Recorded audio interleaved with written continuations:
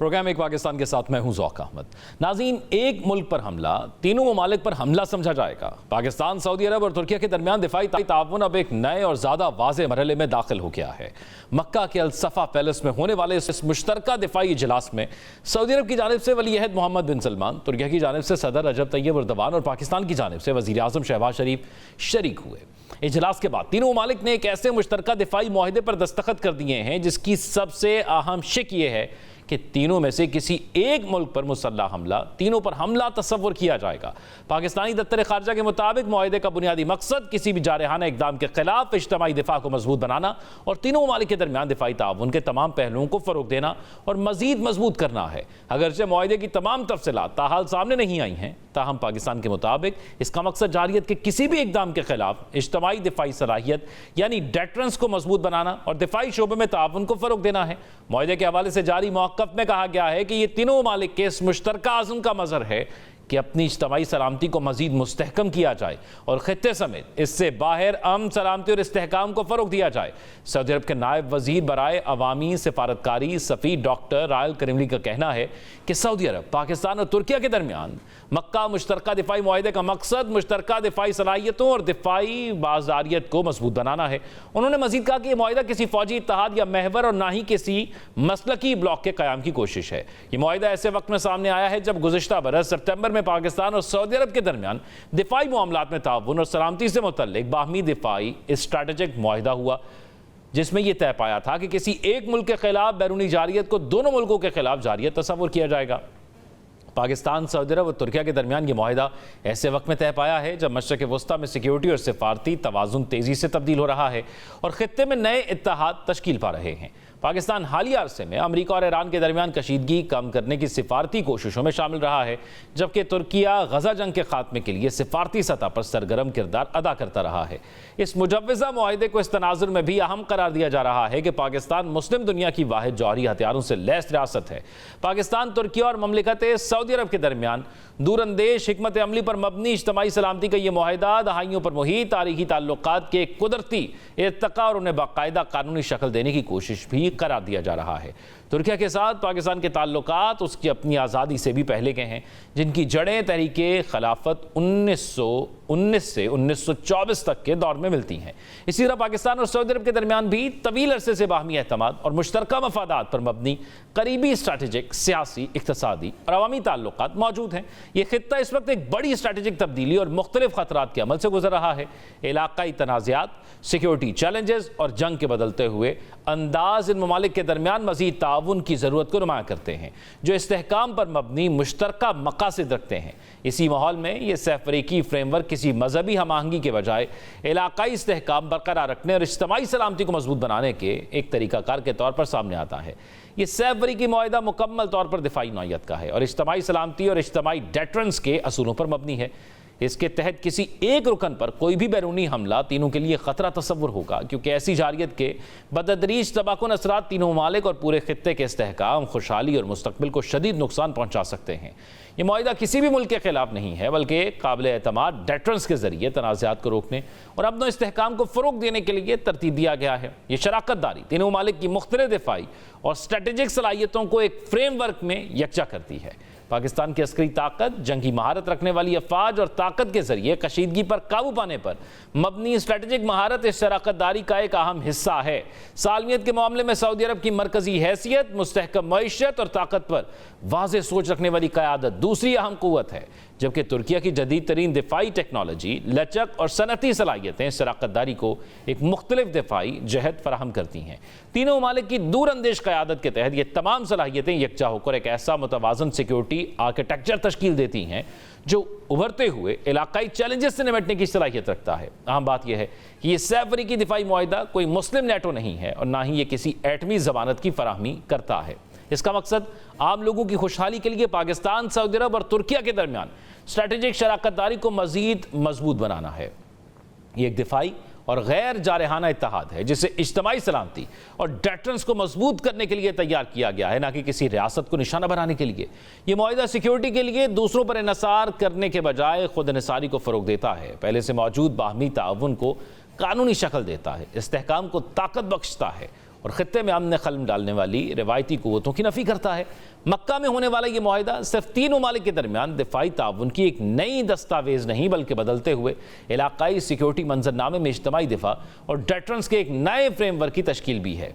अब असल अहमियत इस बात की होगी कि पाकिस्तान, सऊदी अरब और तुर्किया इस माहिदे को अमली सतह पर किस तरह आगे बढ़ाते हैं और ख़ित्ते के अमन, सलामती और इस्तेहकाम में इस शराकतदारी का किरदार किस हद तक बढ़ता है।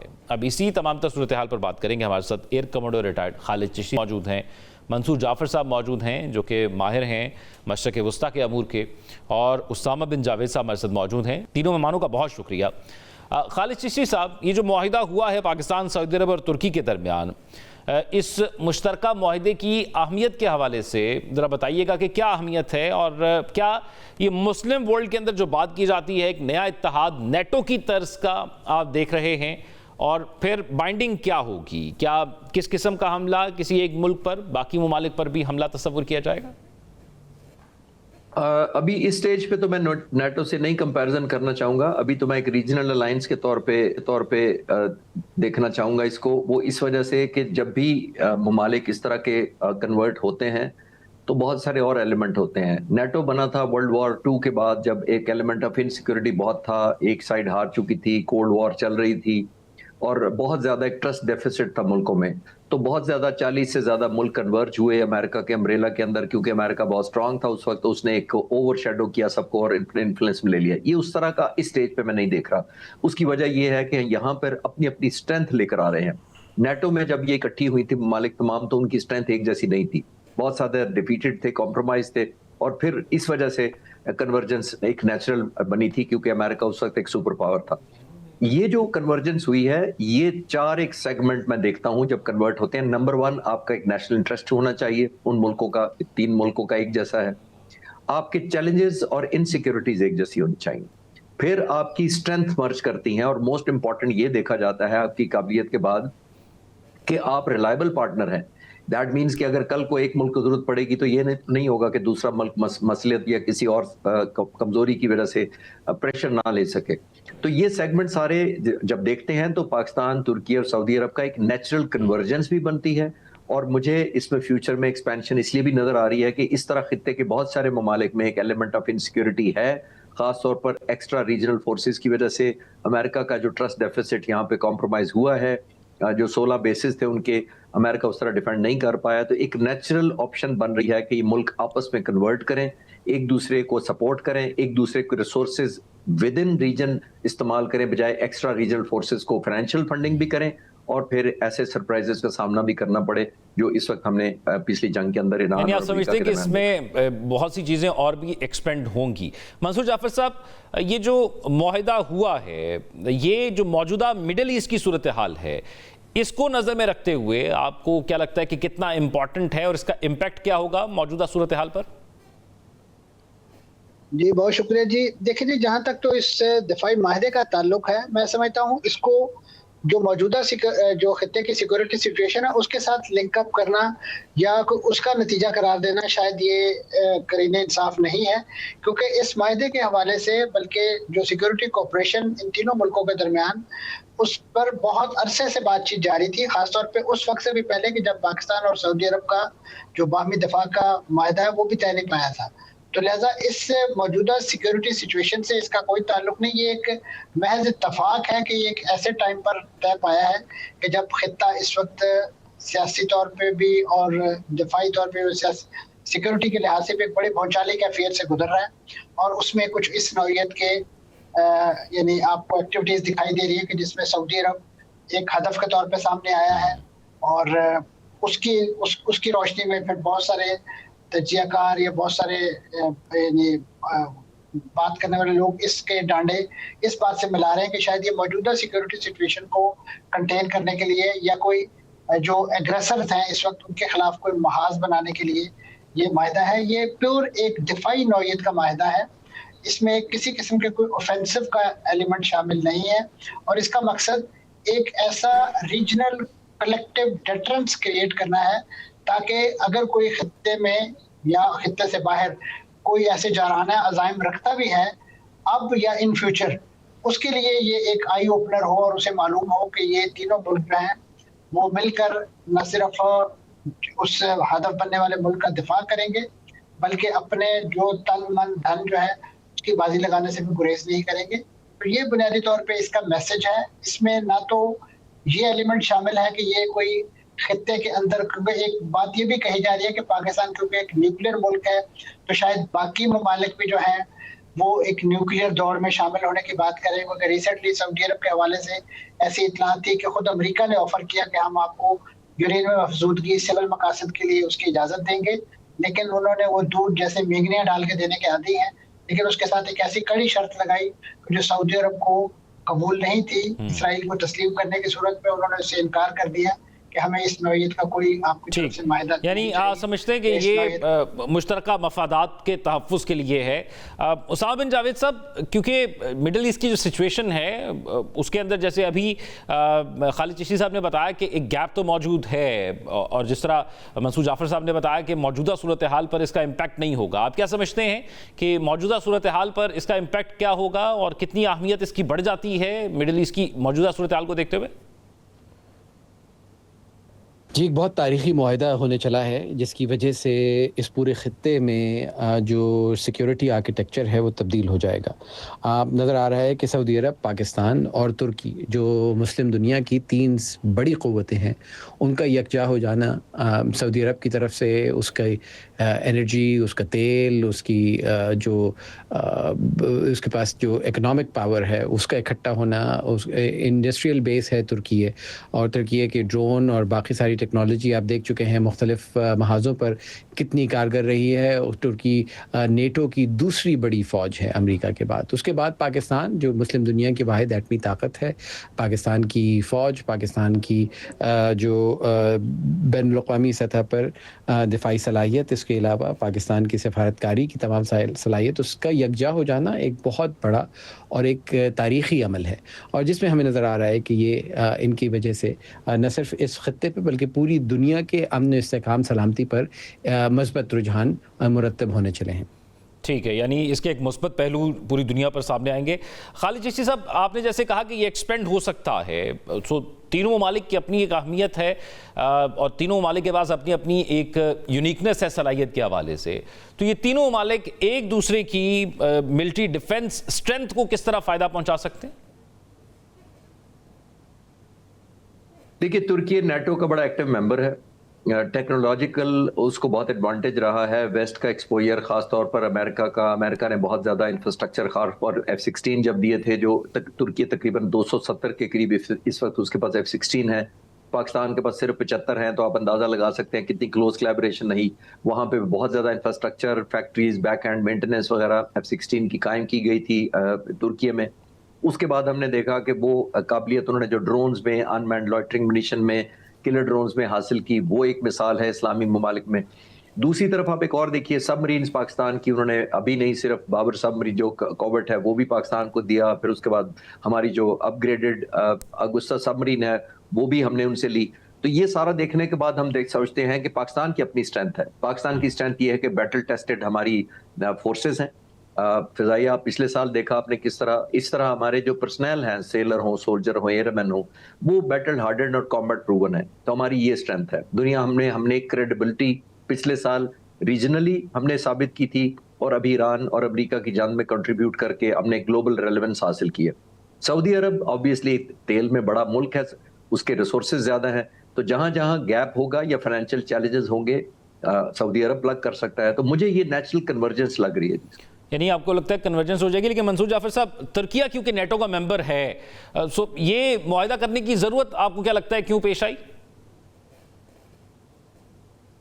देखिए, इस ज़मन में आपके इल्म में होगा कि जब इस माहिदे के हवाले से बातचीत चल रही थी ताउन के हवाले से, तो पाकिस्तान ने जो इब्तदाई तौर पे जब सालिसी का डोल डाला, तो पाकिस्तान ने तुर्किया को, सऊदी अरब को, कतर को और उसके साथ साथ मिस्र, इन तीनों मुल्कों को ऑन बोर्ड लिया, और उसका मकसद यही था कि बैकएंड पे कुछ इस नौयत की नेगोशिएशन को मुज़ाकरात जारी थे, क्योंकि इस बात का यकीनन इंदिया दिया जा रहा था और ज़मीनी हक़ाइक़ इसकी निशानदेही कर रहे थे कि इस जंग के बाद अमेरिका जिस अंदाज से इस खित्ते का सिक्योरिटी प्रोवाइडर का रोल जो है वो अदा करने की पोजीशन में नहीं रहा या नहीं रहेगा, तो लिहाजा उस वैक्यूम को पुर करने के लिए कोई ना कोई ऐसा मैकेनिज्म होना चाहिए कि जिस पर खित्ते के ममालिक जो है वो एतमाद करते हों और अपने मकामी मसाइल के लिए मकामी सिक्योरिटी सोल्यूशन जो है उनके पास मौजूद होना चाहिए। मैं समझता हूँ ये उस नौइयत उन मुल्कों को एक लिहाज से इस बात पर आमादा करने के लिए एक कोशिश है कि आइंदा आने वाले दिनों में वो भी इस माहदे का या इस पैक्ट का हिस्सा बने, ताकि उनको वो जो एक सिक्योरिटी डेटरेंस रिक्वायर्ड है अपनी हिफाजत के लिए वो उनको प्रोवाइड किया जा सके। और उसके लिए हजारों मील दूर से कोई ऐसा मुल्क या कोई ऐसा ऑर्गन मौजूद ना हो कि जिनका इरादा यहाँ के वसाइल पे कब्जा ज्यादा है, खित्ते की फलाह बहबूद या उस हवाले से सिक्योरिटी प्रोविजन कम है। क्योंकि आपने देख लिया कि इस जंग के नतीजे में जिस तरीके से अमेरिका ने दुम दबा के भागा और उनके लोगों ने अपनी बेसेस छोड़ के शहरी इलाकों में पनाह लेनी शुरू कर, तो उससे ये मिथ तो खत्म होगी कि अमेरिका यहाँ पे कोई खित्ते को सिक्योरिटी देने के लिए आया था। उनके अपने मकासद थे, उनकी सिक्योरिटी का अगर कोई हदफ था तो वो सिर्फ और सिर्फ इसराइल था या वो ईरान को निशाना बनाना चाहते थे। इन दो अहदाफ का जो ऑब्जेक्टिव ओवर द टाइम आप देख रहे हैं, खास तौर पर जो लास्ट 2 इयर्स के अंदर वॉर की सिचुएशन मिडिल ईस्ट के अंदर रही, उसकी वजह से ये जरूरत ज्यादा जो है वो महसूस की गई और उसके बाद ये रीजनल ममालिक ने इस हवाले से बातचीत भी शुरू की। लेकिन उसामा बिन जावेद साहब, जब सऊदीया के साथ पाकिस्तान का मुआहदा हुआ था तो उसके बाद फिर ये उस वक्त भी खबरें आना शुरू हो गई थी, तकरीबन 1 साल से आ रही थी कि टर्की के साथ भी ऐसा मुआहदा हो सकता है। और अब ये बातें भी आ रही हैं कि दीगर ममालिक के साथ भी बहुत से तज्जियाकार ये कह रहे हैं, सिक्योरिटी एक्सपर्ट्स ये कह रहे हैं कि ये हो सकता है। आपको क्या लगता है कि कितने ममालिक इसमें शामिल हो सकते हैं मजीद? इस तरफ आपको एक तरह तो नज़र आ रहा है कि सऊदी अरब और पाकिस्तान की बहुत पुरानी एक पार्टनरशिप है, जिसमें पाकिस्तान जो 2 अपने ताल्लुकात हैं चीन और सऊदी अरब, जिन्हें तमाम दूसरे ताल्लुकात पर फ़ौक़ियत देता है। तुर्की का शामिल हो जाना एक बहुत खुशाइन चीज़ है, जिससे ये एक नॉन लीनियर पैक्ट बनने चला है, जिससे जो है उस ख़ित्ते के बड़ी ताकतें इकट्ठी होने लगी हैं। लेकिन हमें नज़र ये आता है कि पाकिस्तान के तमाम मामलात जो है वो क़तर के साथ भी चलते रहे हैं, पाकिस्तान की कुवैत के साथ भी बहुत सारे मामलात जारी हैं दिफाई मुआहदों की शक्ल में। तो ग़ालिबन अगर इसको आगे फ़रोग़ मिला और ये ममालिक एक दूसरे के लिए कारगर साबित हुए और इसकी देखा देखी बहुत सारे दूसरे ममालिक भी, चूँकि इस ख़ित्ते में अमेरिका की बनाई हुई सिक्योरिटी अम्ब्रेला फ़ेल हो चुकी है, तो इस वजह से उन्हें यकीनन ज़रूरत है न सिर्फ पाकिस्तान की दिफाई और सिफारतकारी की ताकत की, बल्कि तुर्की की भी। तो हमें नज़र ये आ रहा है कि शायद आइंदा आने वाले महीनों में और सालों में इसमें यकीनन मशरिक़ वस्ता और खलीजी ममालिक के कई ऐसे ममालिक हैं जो यकीनन शामिल हो सकते हैं। और खालिद चिश्ती साहब, इस सूरत हाल के अंदर क्योंकि हम ये देखते हैं कि I think if I am not wrong 80% production Türkiye defence equipment की खुद कर रहा है। पाकिस्तान ने ओवर द टाइम चाइना के साथ एक ताउन के साथ अपनी मिलिट्री प्रोडक्शन के अंदर इजाफा किया और जॉइंट वेंचर्स कर रहा है अपनी ख़ास तौर पर एयरफोर्स को लेकर। तो आपको क्या लगता है कि इन फ्यूचर ये तीनों ममालिक जब इकट्ठे हो रहे हैं तो इसमें जॉइंट डिफेंस प्रोडक्शन भी हो सकती है? ज़ौक साहब, तुर्की की बड़ी एक आइडियल एग्जांपल इसलिए है कि तुर्की ने पिछले 25 सालों में तकरीबन 20 गुना अपनी एक्सपोर्ट बढ़ाई है। ये वो तुर्की है जिसकी तकरीबन 20 साल सन 2000 में तकरीबन सिर्फ 1 बिलियन की एक्सपोर्ट थी, 1 बिलियन की प्रोडक्शन थी और अभी 20 बिलियन की है। उनकी सिर्फ 200 मिलियन की एक्सपोर्ट थी उस वक्त और अभी है तकरीबन $8.2 बिलियन की। तो ये इटसेल्फ बहुत बड़ा जंप है। इस वक्त दुनिया में 12वीं उसकी इंडस्ट्री है डिफेंस की और 10वां बड़ा एक्सपोर्टर है दुनिया का तकरीबन। ये एक आपको बताता है कि किस तरह वो मैनिफेस्ट किया है उन्होंने, सेल्फ रिलायंस किस तरह की है।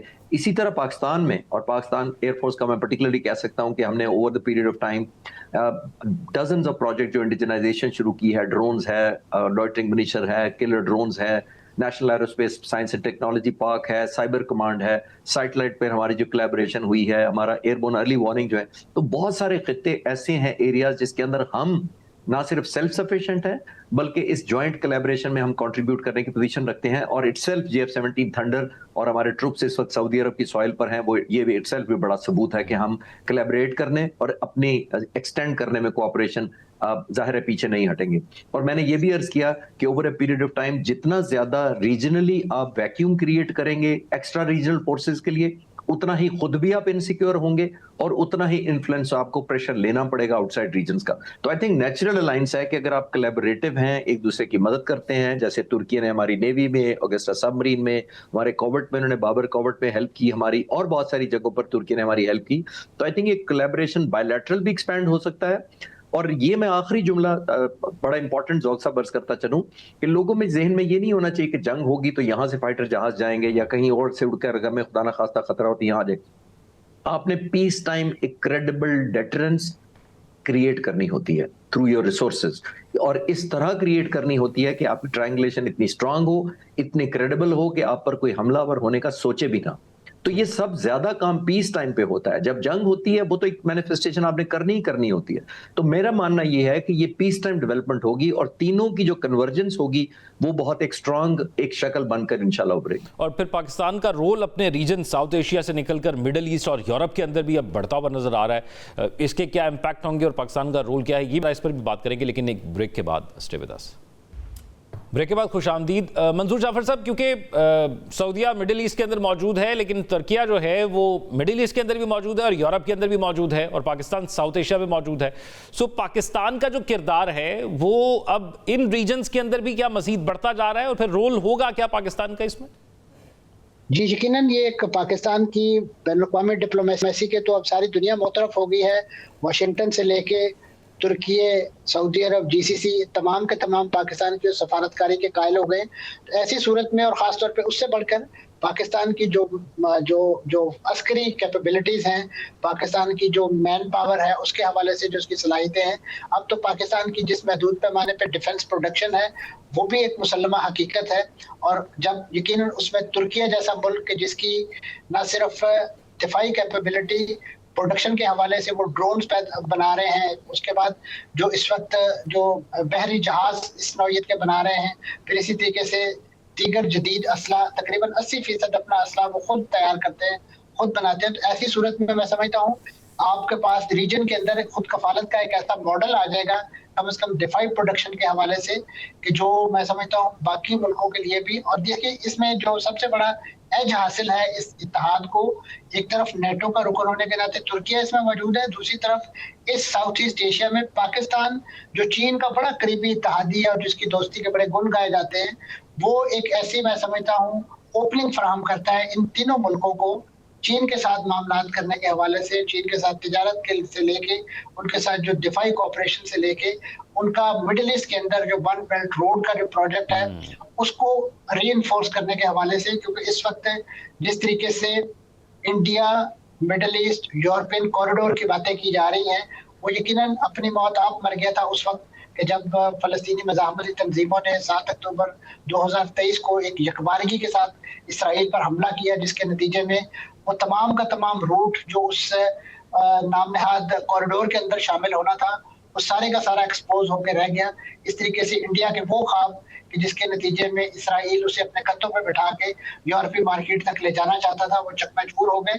अब यकीनन इस वक्त जो सिचुएशन मिडिल ईस्ट के अंदर मुख्तलिफ गुजरगाहों की बंदिश और उनके पोटेंशियल बंद होने की बातों के सामने आई है, उसके ज़िमन में आपने देखा कि मुतबादल रूट इस वक्त बनाए जा रहे हैं, खासतौर पे ज़मीनी रास्ते ऐसे बनाए जा रहे हैं। तो ऐसी सूरत में इस इत्तेहाद के वहाँ मौजूद होने की सूरत में मैं समझता हूँ चीन के लिए जो एक बड़ी ओपनिंग अपने वन बेल्ट रोड इनिशिएटिव जो है उसको वहाँ पे न सिर्फ फैलाने की बल्कि मौजूदा सूरत में उसको रीइंफोर्स करने के बड़े यानी आप मंसूर जाफर साहब ये समझते हैं कि न्यू वर्ल्ड ऑर्डर है और उसमें पाकिस्तान का किरदार बड़ा ही अहम है, और उसमें फिर एक सिक्योरिटी की ज़मानत भी पाकिस्तान को और फिर ये तमाम ममालिक मिलकर बन रहे हैं ताकि ये जितने भी मसाइल इस वक्त मौजूदा सूरत हाल में पेश हैं इससे निपटा जा सके। उसामा बिन जावेद साहब, क्योंकि ये एक मुआहिदा हो रहा है और ये भी प्रोग्राम में बात भी हो चुकी कि यूएस फेल हो गया मिडिल ईस्ट के अंदर, आपने खुद भी इसमें जिक्र किया सिक्योरिटी प्रोवाइडर के तौर पर, आपको क्या लगता है कि क्या ये एक्सेप्टेबल होगा यूएस के लिए भी और इसराइल के लिए भी? और फिर ये भी खबरें आती थी कि इसराइल भी एक ऐसा ही डिफेंस एग्रीमेंट करना चाहता था, अलायंस बनाना चाहता था, उसमें कौन कौन से ममालिक शामिल हो सकते हैं? ये सबसे बड़ी ज़िक जो पहुंचाएगा वो इसराइल और भारत के दरमियान बनने वाले इत्तेहाद को पहुंचाएगा, क्योंकि इसराइल और भारत के ये ख्वाहिश थी कि भारत से एक एक ट्रेड और इकोनॉमिक रूट शुरू हो जो मशरक़ वस्ता को यूरोप से कनेक्ट करे इसराइल से होता हुआ, जो यकीनन इस माहदे के बाद बहुत पीछे चला गया है। दूसरी तरफ जो इसराइल की जानिब से और अमेरिका की जानिब से ख्वाहिशों का इज़हार किया जा रहा था कि सऊदी अरब किसी तरीके से अब्राहम अकॉर्ड्स का हिस्सा बन जाए, तो वो भी गालिबन नहीं हो पाएगा, चूँकि हमें नज़र यह आ रहा है कि इस इत्तेहाद की वजह से सऊदी अरब को शायद इस तरह की ऐसी अलायंस की सिक्योरिटी की ज़रूरत ना पड़े। लेकिन यकीनन बहुत सारी चीज़ें जो हैं वो हैं कवाकिब, कुछ नज़र आते हैं कुछ, तो यकीनन इसको नाकाम करने के लिए बहुत सारी कोशिशें की जाएंगी मुख्तलिफ़ जगहों से। अगर आप ईरान की तरफ से भी देखिए तो शायद इसकी तरफ शुकूक व शुबात उभरें कि ये ममालिक क्यों इकट्ठे हो रहे हैं इसराइल की जानिब से, यकीनन क्योंकि इस पूरे ख़ित्ते में इस बात को बार बार बावर कराया गया है कि इस ख़ित्ते की सलामती के लिए सबसे बड़ी ख़तरे की अलामत इसराइल है, और इसराइल की बढ़ती हुई जारियत है, चाहे वो शाम में हो, लबनान में हो, गज़ा में हो या मगरबी किनारे पर हो। तो नज़र ये आता है कि यकीनन बहुत सारे लोग इसके ख़िलाफ़ तो यकीनन होंगे, लेकिन इस इत्तेहाद से जो तक़वियत मिलेगी उन तमाम जगहों पे मुसलमानों के उन लोगों को जो इस वक्त मज़ालिम में पिस रहे हैं, यकीनन उनके लिए इससे बहुत खुशाइंद नताइज मुरतब हो सकते हैं।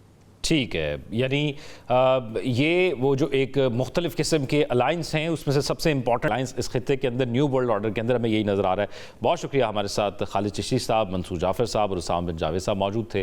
नाज़रीन, प्रोग्राम में शामिल करेंगे एक ब्रेक, लेकिन ब्रेक के वापस आएंगे तो दो अहम इत्तेहादी और लफ्ज़ी गोलाबारी दोनों की जारी है। पाकिस्तानी सियासत में इस वक्त बहुत कुछ चल रहा है, उसको ज़रा डिकोड करेंगे एक ब्रेक के बाद। Stay with us. ब्रेक के बाद खुशामदीद। नाज़रीन, पाकिस्तान की सियासत इस वक्त एक ऐसे दहाने पर आ खड़ी हुई है जहां वफाकी इत्तेहाद की दरारें अब मुकम्मल तौर पर ऐसी सतह पर आ चुकी हैं। पीपल्स पार्टी और मुस्लिम लीग नून के दरमियान तवील अरसे से जारी सियासी खींचतान अब एक खुली जंग और सख्त तसादुम की शक्ल इख्तियार कर चुकी है। आज़ाद कश्मीर के इंतखाबात में मुबैना धांधली के संगीन इल्जामात हों, मोहसिन नकवी के इस्तीफे का मुतालबा हो, या फिर मुल्क में नए सूबों की बुनियाद पर खड़ी होने वाली मुतनाज़े बहस, पीपल्स पार्टी ने हुकूमत खासतौर पर नून लीग और मोहसिन नकवी पर ताबड़तोड़ हमले शुरू कर दिए हैं। और यही तसादुम इस वक्त मजीद शिद्दत इख्तियार करके आज जब जुमे के रोज बाग में जलसा आम से खिताब करते हुए chairman peoples party Bilawal Bhutto Zardari ने हुकूमत को शदीद आड़े हाथों लिया। बिलावल भुट्टो जरदारी ने आज़ाद कश्मीर के मरहलावार इंतखाबात पर बराह रास्त सवालात उठाते हुए इल्जामात की बौछार कर दी।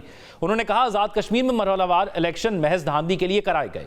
कश्मीर की तारीख में कभी 6 मरहलों में इलेक्शन नहीं हुए। आखिर किस मरहले में साफ, शफाफ और पुरअमन इंतखाबात हुए? शेर सिर्फ ताकत और इक़्तिदार का भूखा है, लेकिन नून लीग की यह गलत फहमी है कि वह मुजफ्फराबाद में हुकूमत बनाने जा रही है। बात सिर्फ कश्मीर इलेक्शन के इल्जामात तक महदूद नहीं रही, बल्कि बिलावल भुट्टो जरदारी ने इस्लामाबाद की वफाकी हुकूमत की बका को भी बराह रास्त निशाना बना दिया। उनका दावा है कि वफाकी हुकूमत की उल्टी गिनती शुरू हो चुकी है और निजाम मुकम्मल तौर पर क्लैप्स कर चुका है। तहम यहां सबसे अहम नुकता यह है कि बिलावल भुट्टो ने इस तमाम तर सियासी बहरान की जिम्मेदारी हुकूमत के अंदरूनी इख्तलाफात पर डाल दी है। उनके मुताबिक नून लीग की असल लड़ाई पीपल्स पार्टी से नहीं, बल्कि उनकी अपनी सफों के अंदर जारी है। इस्लामाबाद और लाहौर के दरमियान एक अंदरूनी जंग छिड़ चुकी है और हुक्मरान जमात का एक मखसूस धड़ा खुद अपने ही वजीर आजम को नाकाम बनाने पर तुला हुआ है। लेकिन सवाल यह पैदा होता है कि क्या यह महज लफ्जी जंग है या अंदरूनी सियासी तनाव की गहराई इससे कहीं ज्यादा है? क्योंकि एक तरफ जहां बिलावल भुट्टो नए सूबों के कयाम और कश्मीर के मामले पर सख्त तरीन ऑपोजिशन का तासुर दे रहे हैं और वाज़ेह खबरदार कर रहे हैं कि अगर जबरदस्ती तसादुम मुसल्लत किया गया तो भरपूर मुकाबला होगा, वहीं दूसरी तरफ पीपल्स पार्टी के अपने ही रहनुमाओं के गिर्द कानूनी घेरा तंग होता दिखाई दे रहा है। एक तरफ सिंध के सीनियर रहनुमा और नए सूबों की तजवीज पर सबसे ज्यादा आवाज बुलंद करने वाले निसार खोड़ो, जिन्होंने मोहसिन नकवी से इस्तीफे का मुतालबा भी किया था, अब खुद कानूनी और एहतसाबी कार्रवाई के जुमरे में आ चुके हैं। लाड़काना की इंसदादे बदउनवानी अदालत ने निसार खोड़ो के खिलाफ ज़रई ज़मीन के रिकॉर्ड में बदउनवानी और जायदाद की हेर फेर की इंक्वायरी का हुक्म देते हुए डायरेक्टर एंटी करप्शन से 6 हफ्तों में रिपोर्ट तलब कर ली है। और ठीक उसी वक्त सेनेट की कायमा कमेटी बराए कानून और इंसाफ के इजलास में फारूक एच नाइक की जानिब से चेयरमैन नैब की अचानक आमद के बाद दिए गए बयानात ने एहतसाब के पूरे धारे का रुख बदल दिया है। मीडिया से गुफ्तगू करते हुए फारूक एच नाइक ने नैब के दायरा कार और तरजीहात पर खुलेआम सवाल उठाए।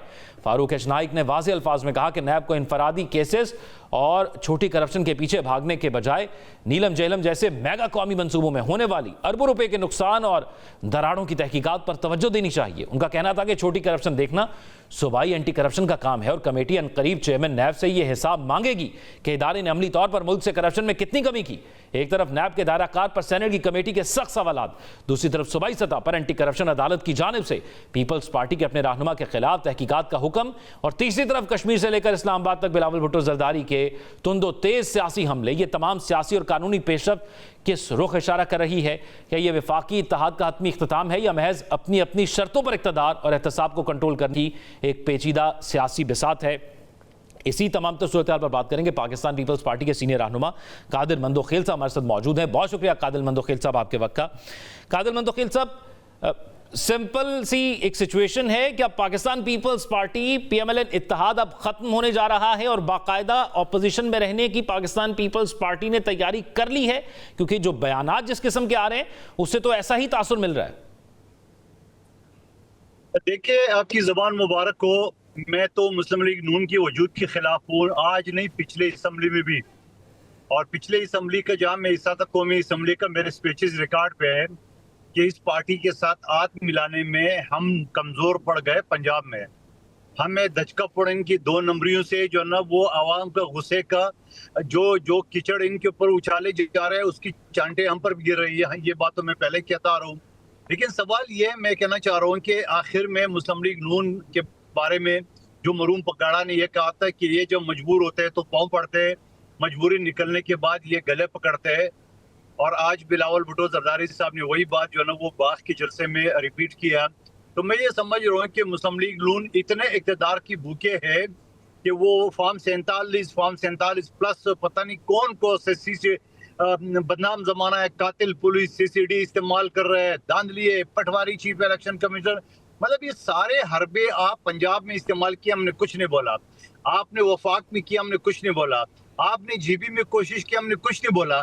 खुदा का वास्ता, कश्मीर एक ऐसा खिता है जो हमारे दुश्मन के हिंदुस्तान की जो है ना वो आता है, उसको बिगाड़ने में अक़वाम मुत्तहिदा में उनकी जो केस है वो पेंडिंग है। आपने जरूरी है कि वहाँ भी पटवारी की हुकूमत। लेकिन कादिर मंदोखेल साहब, एक से जायद मरतबा बिलावल भुट्टो जरदारी साहब ने कहा कि हुकूमत की उल्टी गिनती शुरू हो चुकी है, तो क्या ये सियासी दबाव के लिए है या अमली तौर पर हुकूमत के खिलाफ कोई मुहिम भी पीपल्स पार्टी चलाने लगी है?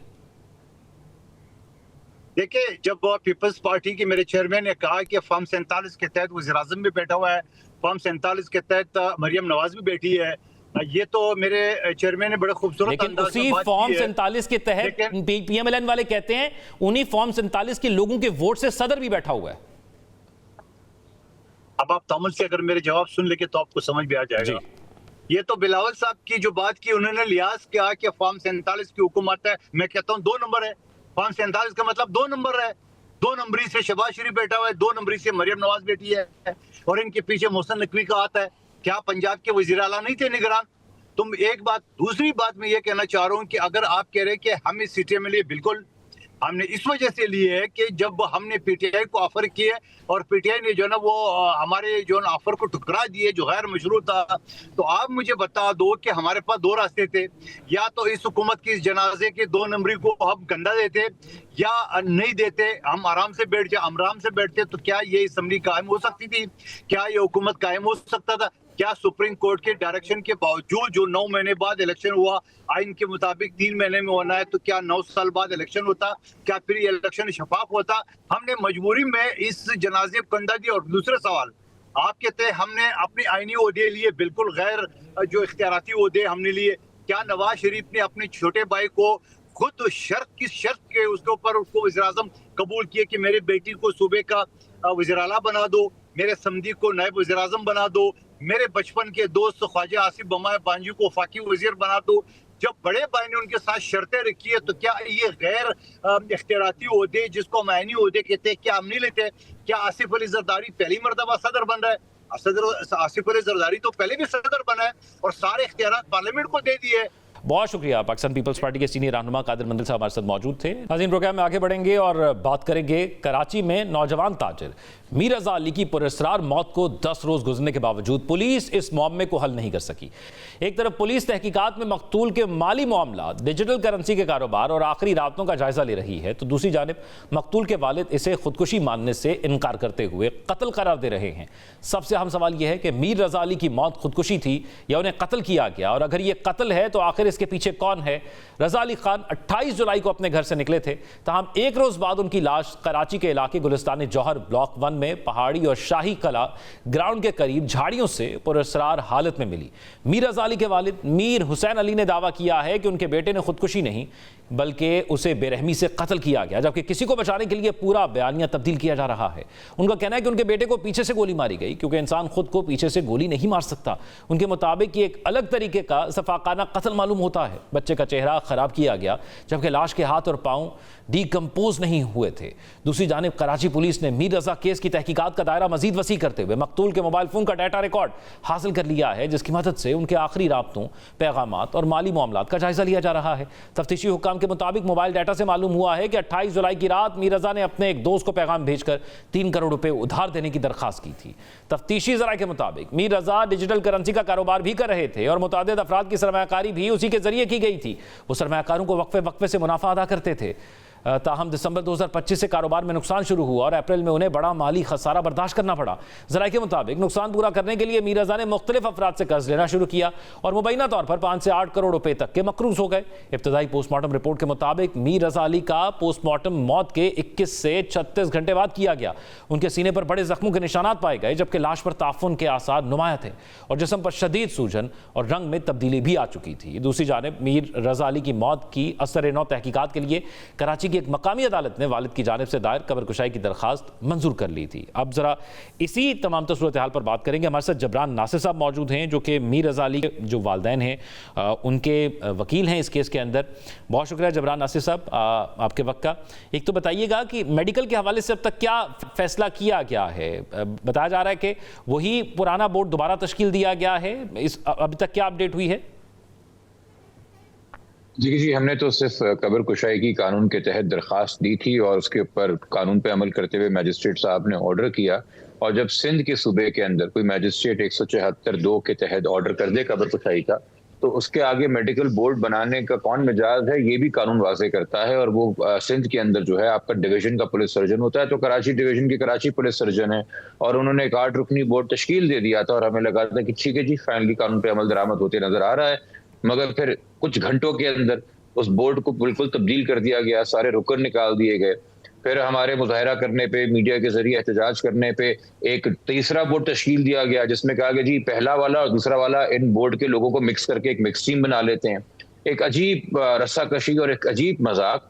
और ये जो कहा जा रहा है कि जी वालिदैन की मर्जी का बोर्ड नहीं, तो जो पहले ये जो बीच में दूसरा और तीसरा बोर्ड बना था, ये दरअसल हुकूमत की या तफ्तीशी अफसरों की मर्जी का था, क्योंकि वालिदैन ने तो कभी अपनी मर्जी का बोर्ड नहीं चाहा, वालिदैन ने कानून के मुताबिक बोर्ड चाहा। और हमने आज प्रेस कॉन्फ्रेंस में भी कानून की शिकों को कोट किया और हमने मजिस्ट्रेट साहब को भी अपना बयान लिखवाया, और हम बड़े मशकूर हैं कि उन्होंने बर वक्त फौरी कार्रवाई करते हुए वालिदैन का बयान लिया, पुलिस सर्जन का बयान लिया और फौरन लेटर अरसाल किया सेक्रेटरी हेल्थ सिंध को, और उनको बताया कि खानदान और वालिदैन वाजे कर रहे हैं कि इनको सिर्फ ओरिजिनल बोर्ड पे भरोसा है और किसी बोर्ड पे भरोसा नहीं है, तो इनके ऑब्जेक्शंस को एड्रेस किया जाए।